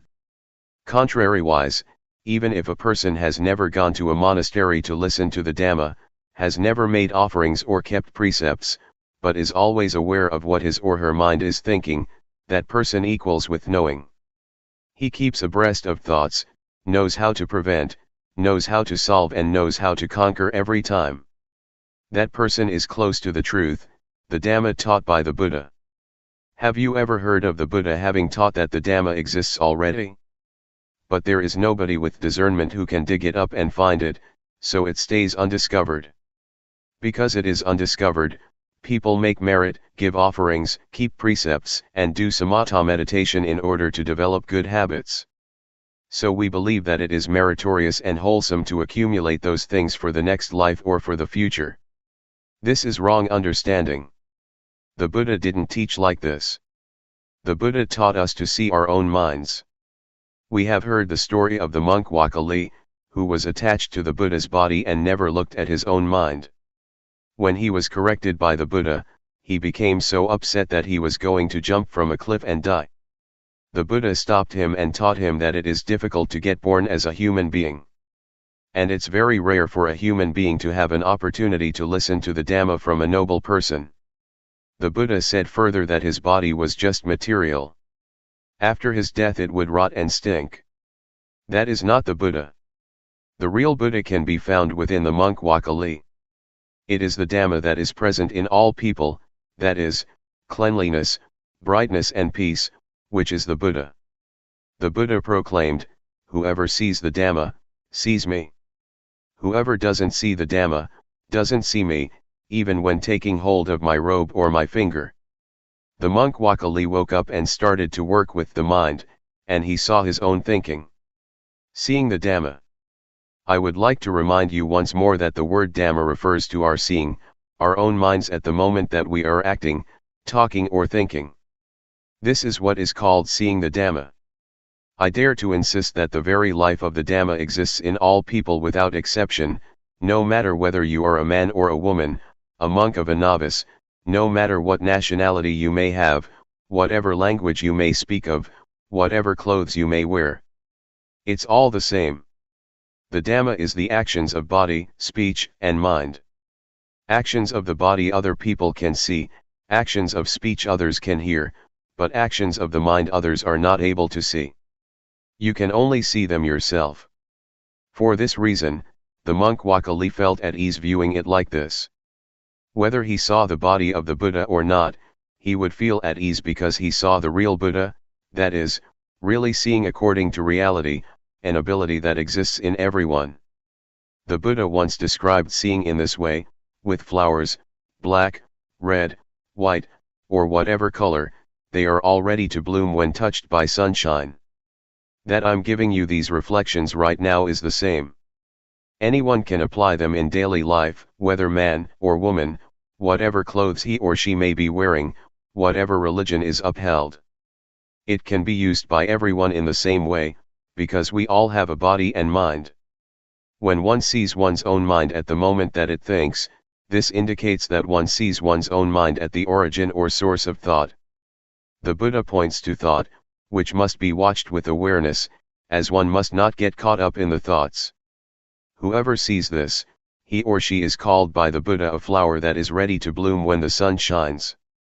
The word sunshine refers to the teachings of the Buddha that direct us to practice with the mind. Whatever work you do, control your thoughts with awareness. Some people don't do it yet, because they're not interested. But when we are interested, when we are suffering, we must be ready to do it. There are 84,000 teachings in Buddhism. They are not for reciting and for performing ceremonies. That was not the Buddha's intention. The Buddha's teachings have nothing at all to do with superstition. They are to be practiced only in order to solve the suffering of the mind. Some people might agree that without ceremonies and rituals Buddhism can't extinguish suffering. This fails to understand the meaning in the right way. We've heard that in the time of the Buddha, when he would expound the Dhamma to people, there were many people, who would open the eye to see the Dhamma and enter the stream of Nibbana, from the first stage of enlightenment upwards by the time the discourse was finished. They didn't have to perform rites and rituals other than working with the mind, as the Buddha indicated. Wherever we explain the Dhamma, if we don't make this point, our words are a stain. Why are they a stain? They are a stain because we don't indicate the way that people who are interested in the Dhamma must practice, in order to free oneself from suffering and defilements. And they are a stain because we thereby abandon these effective teachings. Therefore, may you all try to understand this point without fail. If we don't practice according to this important teaching, then we fail to understand the teaching of the Buddha. The second obstacle. The second obstacle in developing insight is that when we begin to understand and see this point, we are able to destroy greed, hatred, and delusion to some extent, but at the same time, joy is lying concealed within it. The Buddha says this is still not right. Joy is darkness, but it is white darkness. Joy is due to our satisfaction and pride that we can do it. White darkness is frightening because it is hard to see. Black darkness is easy to see because it is dark. Being caught up in joy is to see wrong as right, because as soon as we can destroy some defilements, we don't watch at the point where the defilements are destroyed, but we get sucked into the point where joy arises. Therefore joy is an obstacle in attaining higher stages to Nibbana. Being caught up in joy is equal to being caught up in thinking. A thought comes up and we get caught up in the thought, so we don't see the thought. When we get caught up in joy, we don't see joy, and we're just content with joy. Because of this, the Buddha teaches us to pull ourselves out of the thought that we're thinking, to stand outside of it. Then we will see our thoughts. People who still don't know and see their thoughts say just the same, that they know thought. But in reality they don't understand that thoughts come up continuously, and they get caught up in them. Those who have joy or are attached to the peace of tranquility meditation are the same. They are caught up in peacefulness, don't know that peace is delusion, and thus get caught up in peace. It is comparable to someone who doesn't know how to turn on the light. He or she turns the light bulb. No light appears. The person who pulls him or herself out of thought, and knows and sees thoughts, may be compared to someone who knows how to turn on the light, that person turns on the switch and light does appear. So we have to know the origin of thought and come to an understanding with these little thoughts of ours. Then we will have as much ability as an electric light in brightening the interior of the mind, just as one correctly turns on the light with the switch. When we're looking at our minds, there is no greed, hatred, and delusion. But the moment that we're not looking and lose awareness, greed, hatred, and delusion can come back, and we can get caught up in them. It's just like a car driving along the road. At the place where the car passes there is a wind blowing behind it, leaves and dust flap and flutter at the back of the car. Thoughts of greed, hatred, and delusion flash up for a moment, and we follow them. How can we still say that we know thought?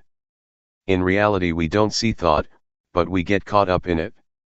The Buddha teaches that whoever doesn't see one's own thoughts is a heedless person. Heedlessness is poison to one's life, it's like being dead. This is what I said, it stinks.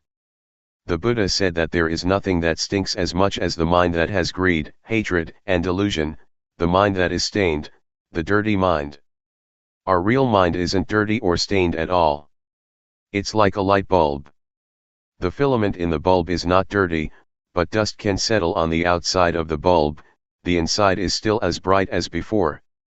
Or we could compare it with the sun. When clouds obscure the light from coming to the earth, it gets dark, but the sun is still as bright as before. Vidchat, avidchat. People who don't see thought and get caught up in thought are called people in the cycle of dependent origination, they are people who don't know. We've probably heard this, avidchat is the condition for formation to arise, formations are the condition for the birth of consciousness, consciousness conditions mentality materiality, mentality materiality conditions the six senses, the six senses condition contact, contact conditions feeling, feeling conditions craving, craving conditions clinging, clinging conditions being, being conditions birth, and birth conditions old age, death, and suffering. It's a cycle. Avidchat translates as not knowing, we say that we know, but we don't see our minds. Instead we get caught up in thought. As for the word vidchat, it means knowing, seeing one's own thoughts. A thought comes up, we see it, and it stops. It's like a cat and a mouse. If we don't have a cat at home, the mice are not afraid, but when we have a cat, it will catch the mice as soon as they show their faces.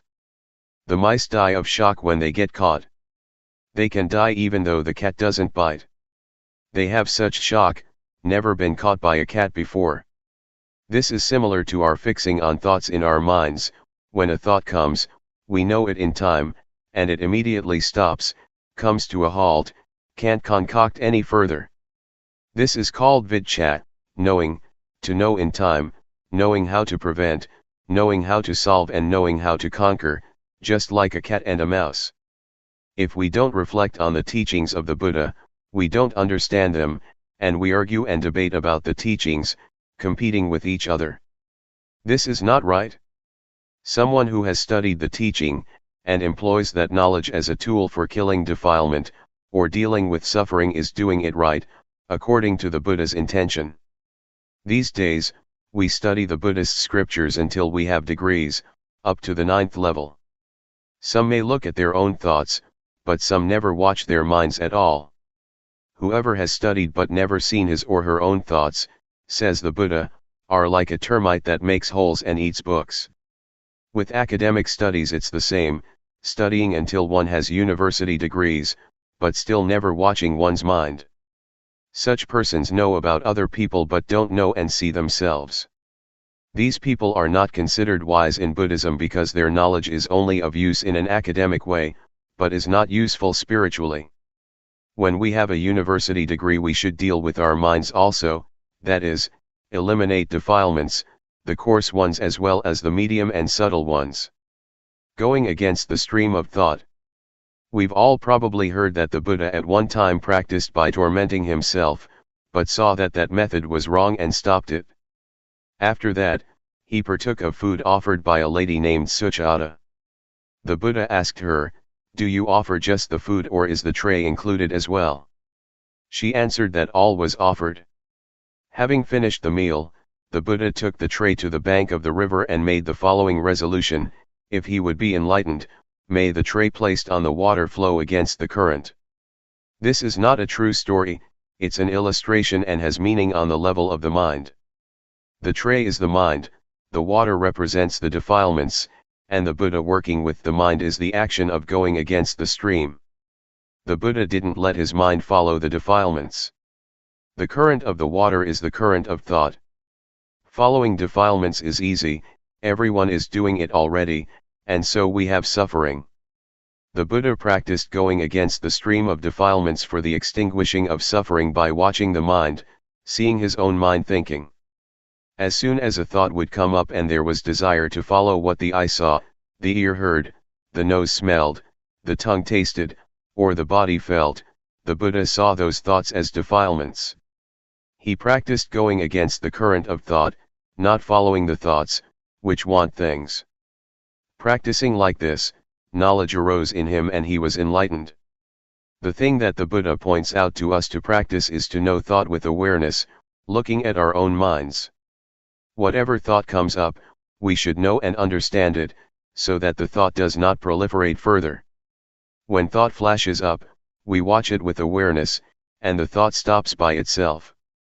In practicing Dhamma, the thing to be careful about is the knowledge that knows things outside of ourselves. This kind of knowledge is defilement due to Vipassana. When we have such knowledge, it gives rise to gladness and joy. Joy is called white darkness. It is wrong knowing. Don't get attached to joy. Continuing the practice to the end, until we clearly see our thoughts, their origin, and their source, we come at last to the state of arising, passing. It is a break-off, a final exhaustion. I've compared it many times with a rope, tightly tied on both sides and being cut in the middle with a knife. The rope breaks, one cannot pull it together again, that is, one can't use it anymore. The 12 senses are similar, on seeing a form with the eye, on hearing a sound with the ear, etc., let there only just be seeing and hearing and so on. Don't concoct it into beautiful or ugly, good or bad, pleasing or displeasing sound, the sound of a woman, the sound of a man, etc. Just simply see or hear neutrally. But these are still mere words. In practice, we have to look and see and break them apart. When they are broken, there is not more concocting, the senses are not able to reach each other anymore. Cleanliness, brightness, and peace. Our minds are already clean, bright and peaceful. Clean means not dirty, because there are no defilements. Bright means there is wisdom, seeing our minds, or life. Peaceful means having stopped, there is no longer anything further to add. Summary. At this point, I'll summarize the principles of practice.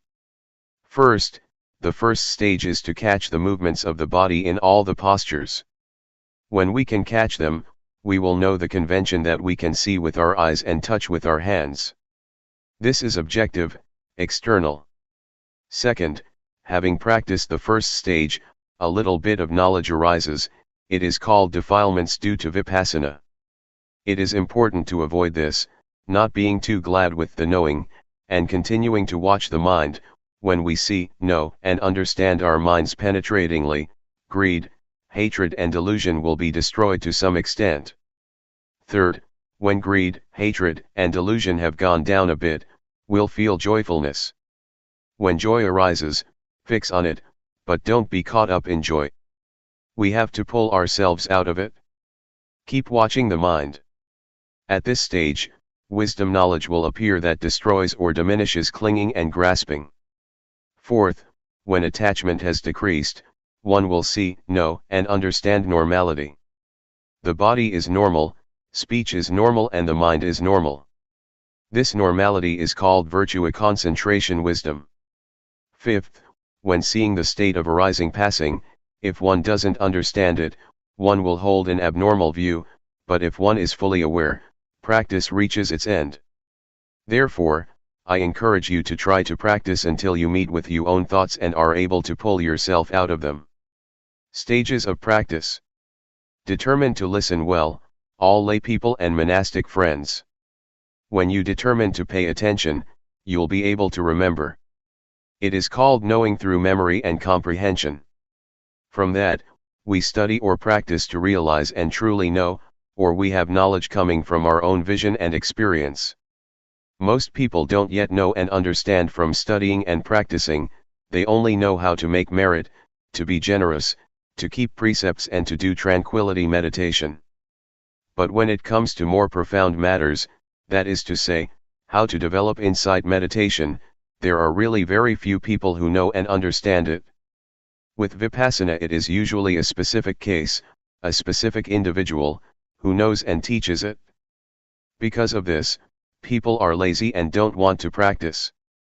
As far as practice goes, they only know tranquility meditation, which they think is the same as doing Vipassana. This is because they still don't realize and really know. Their knowledge comes only through memory and comprehension. So, we make ourselves peaceful, but we don't understand clearly that there are two kinds of peace, namely peace under the influence of delusion, and peace due to awareness and wisdom. The path that is not a path. When we create the cause by meditating, the mind becomes peaceful as a result. For example, we recite the word Buddha. I used to do this, inhaling, Buddha, exhaling, though. While doing walking meditation one recites Buddha with every step, walking in accordance with the breathing. These things create peace because it is done slowly. After that, I met a teacher from the north named Sao, who told me that one cannot climb a tree from the top, that one has to start at the roots. He taught me to count 1, 2, 3, until 10, and back again 10, 9, 8, until 1. He said this is beginning at the beginning. This is another way of following the breath, inhaling say 1. Exhaling say 2, etc., the only difference being the words you use. Seeing the Dhamma. Seeing the Dhamma.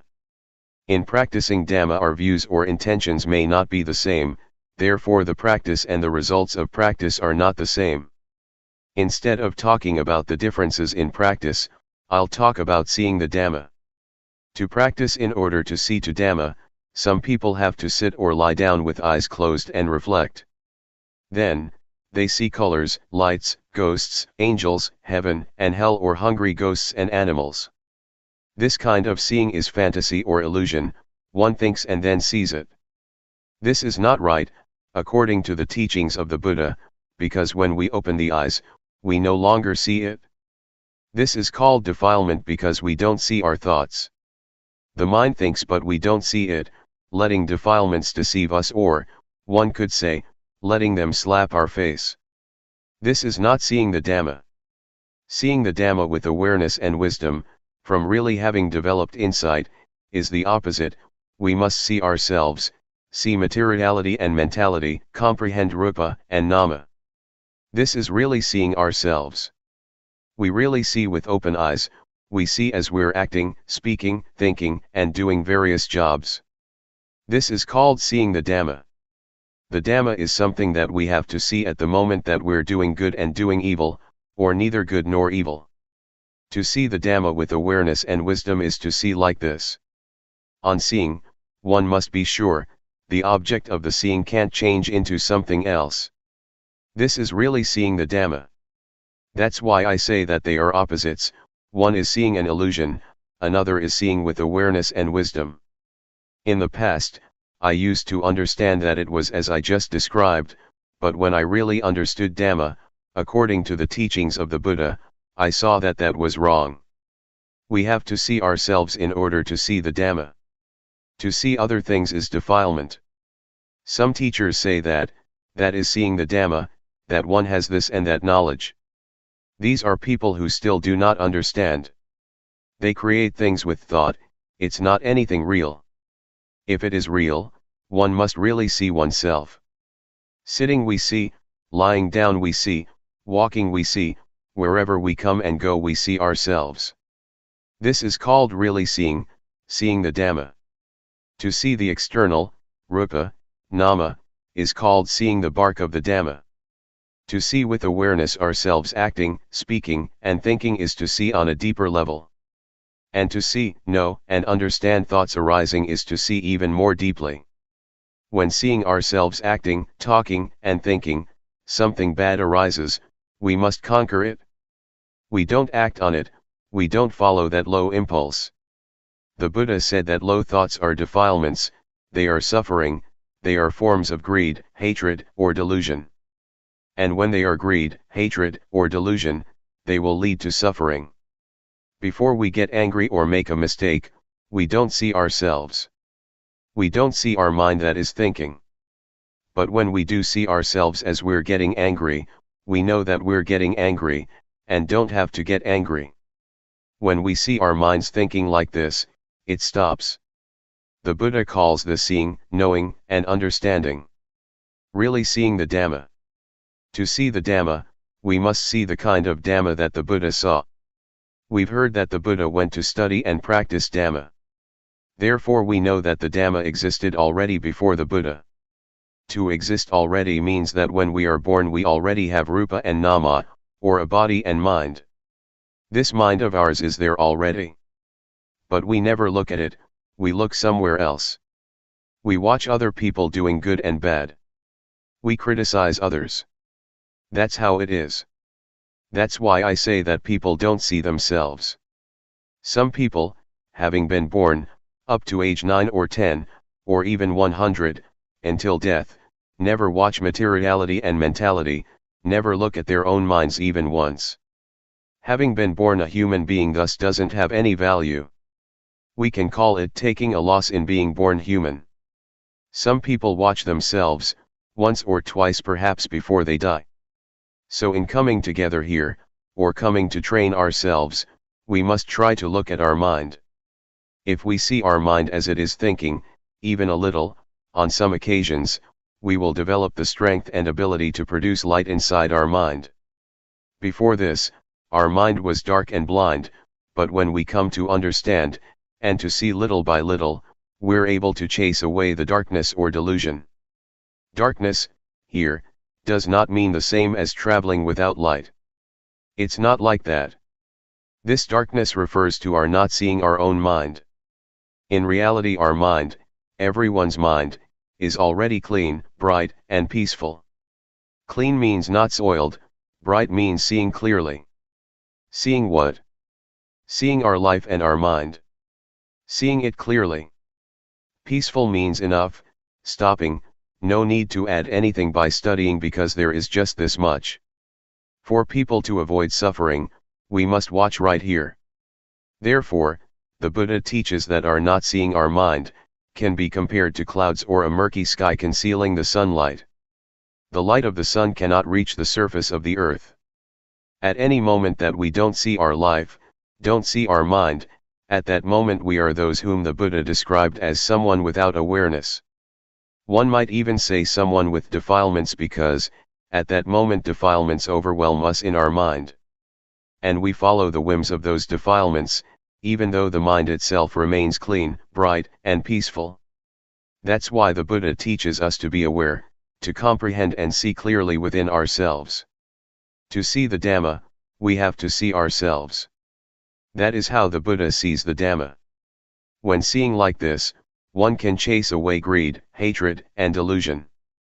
In reality, greed, hatred, and delusion don't exist in us, they just flash up for a moment only. It is similar to ice. Ice is made into lumps, but the lumps don't endure. When they are exposed to the weather, they dissolve and return to their original state of being water.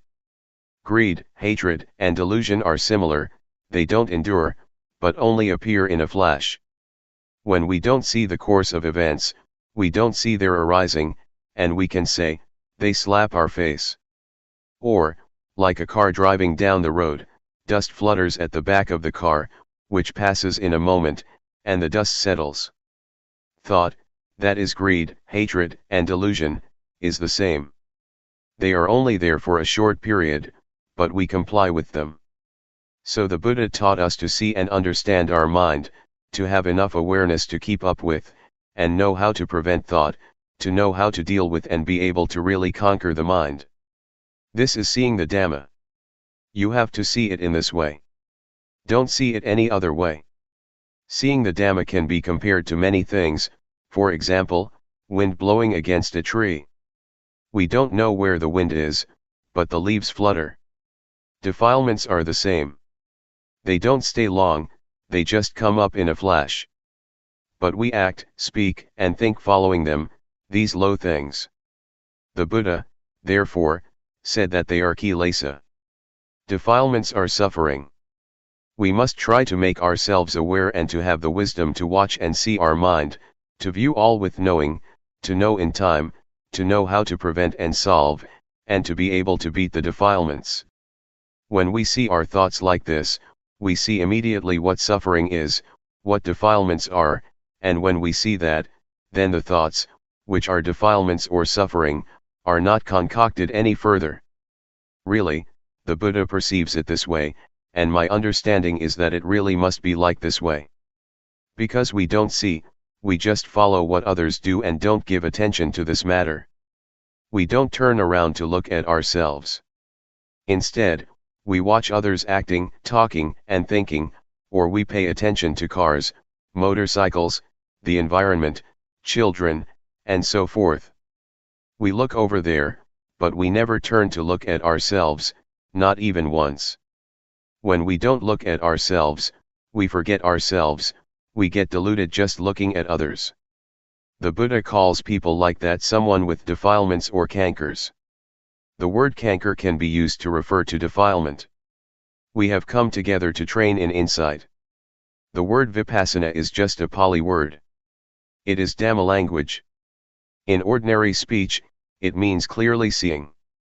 When we see clearly, we see differently from before, and make a shift in consciousness. What is it that insight sees clearly? It clearly sees ourselves acting, speaking, and thinking. That's what it sees. And it sees differently from before. Formerly we didn't understand that things are like this. A shift in consciousness. We stop things that are bad because we are no longer deluded. In the past we used to revere ghosts and angels, gamble, drink alcohol, take various kinds of drugs, go out at night to watch shows and so forth. We used to do these things, but when we see that all of this amounts only to desires and defilements, we stop. But our mind itself abides in normality. It desires nothing. It is clean, bright, and peaceful in itself. But when something arises, it happens in a flash. We get lost in it because we don't see it in time. This is precisely the point at which the Buddha said the mind gets overwhelmed by defilements, or, putting it into simple language, where the defilements slap our faces. When the defilements slap our face, we have to do as they say because we can't beat them, they are the boss. Therefore, we must become their master, having power over them through awareness and wisdom, through the development of insight, through clear seeing, for example. When we can see like this, defilements cannot come close, cannot arise, because we see the defilements now.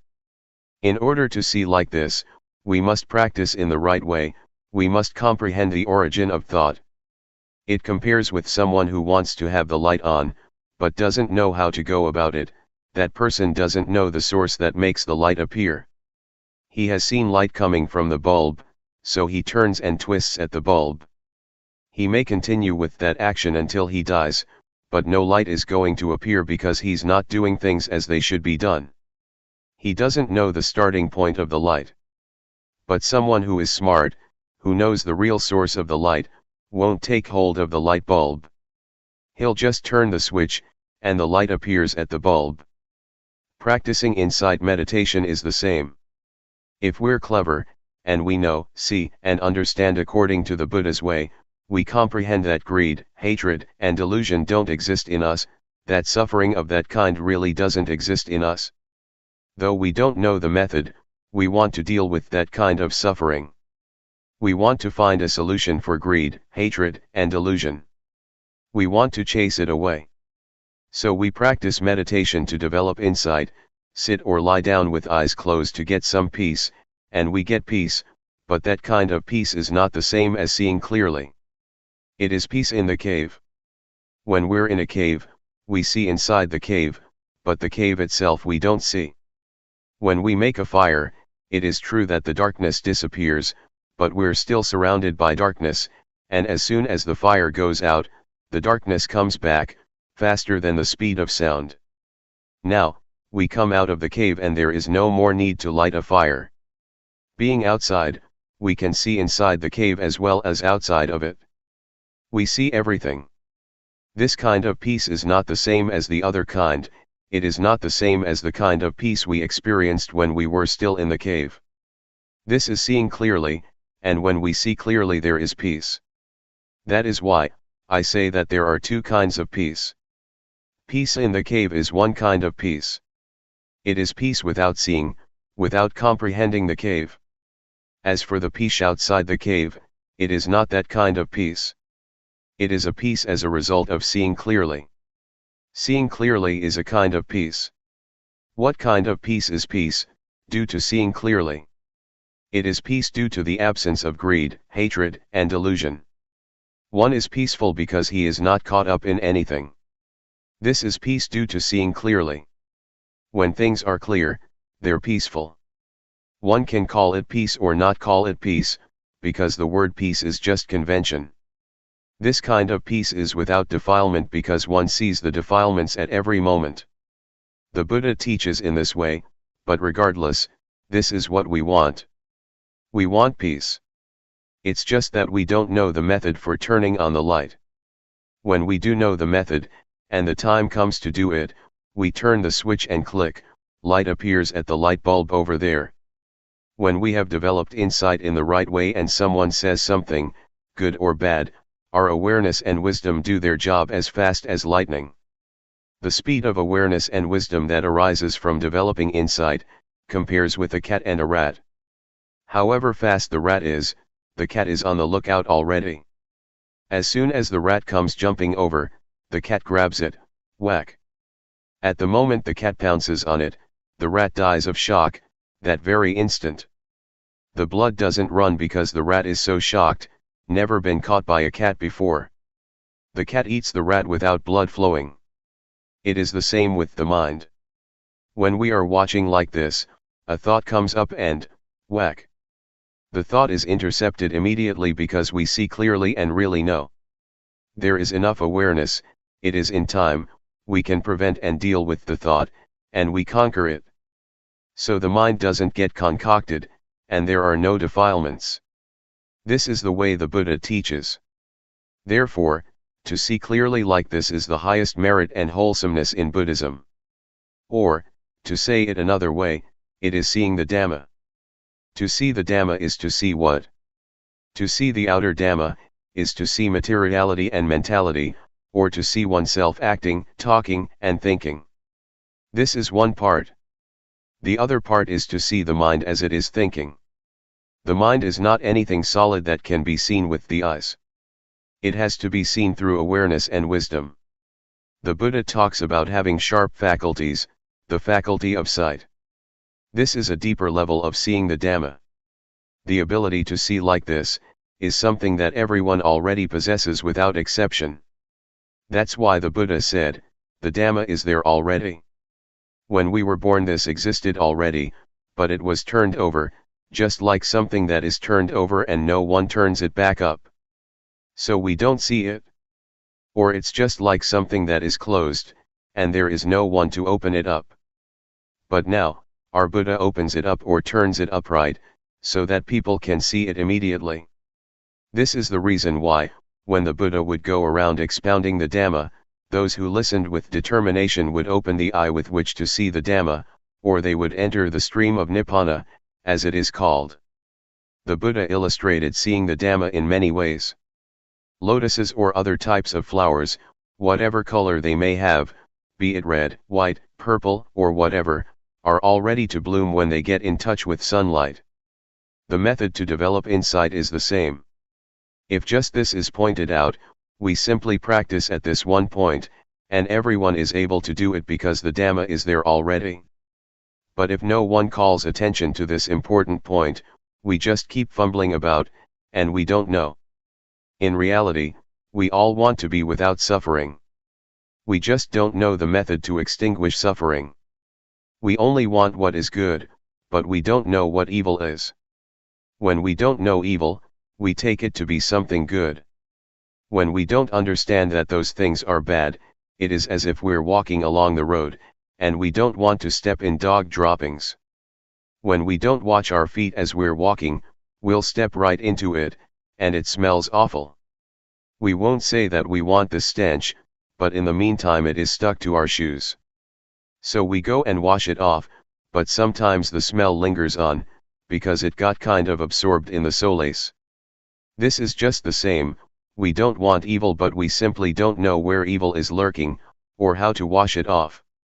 Evil is to be deluded, to be caught up in ourselves, to not see our very mind and life, to not see our mind the moment that it thinks. To see the mind as it is thinking, is to see the Dhamma, the Buddha says. This is seeing the Dhamma on the more subtle level. The Buddha said at one point that virtue is the means to eliminate the crude defilements, concentration is the means to eliminate the medium defilements, and wisdom is the means to eliminate the refined defilements.